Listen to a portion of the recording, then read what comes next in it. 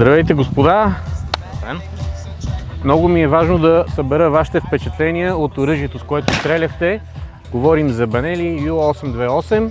Ако го сравниш с друго гладкоцевно оръжие в 12 калибър, как ти се струва като прикладимост и като цеви, които осигуряват ли реално тази по-добра далекобойност?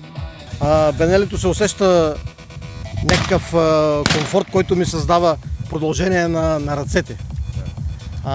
Прикладването, бузата, мерната линия, двете точки на мерната линия, всичко това спомагаше за по-добрите попадения, по-добра успеваемост. Твоите впечатления, ти стрели преди това с автоматите? По-съм впечатлен от автомата, много ми хареса, макар че и на цевката качеството е страхотно. Концепцията ти в лова автомат или двуцевна? Двуцевната, като че ли. Да. Но тук автомат ти допадна повече? Много ми допадна автомата, да. Усеща ли се това предимство, за което говорят на цевта? При автомата, да. При автомата, да.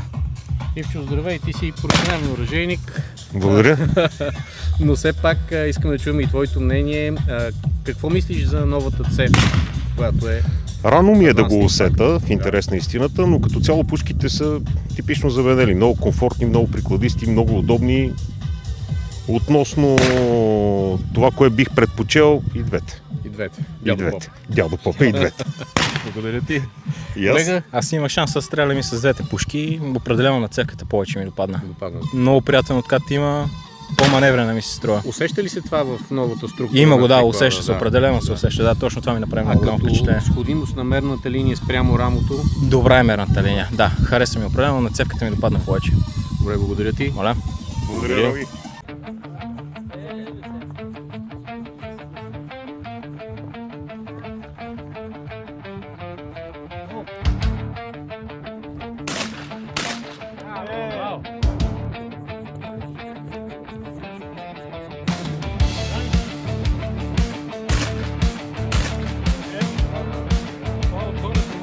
Гледа, и той гледа. Браво.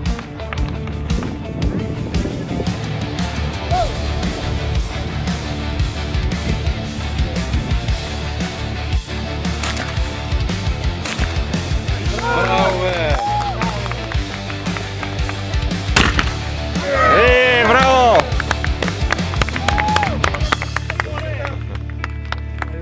Алекс, ти заслужено спечели купата, която се състои в едно Benelli.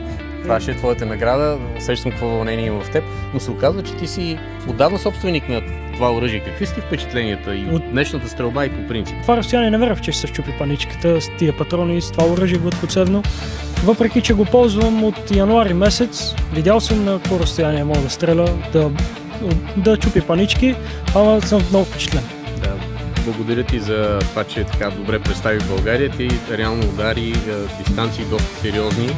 Добре, а от експлоатацията на твоето оръжие на какви реално разстояния ловни си позволяваш да ловуваш, все пак трябва да спазваме някаква етика? На патешки лов, на лов на зеленоглави патици, на барнета се позволявам да стрелям до 50 метра, не повече.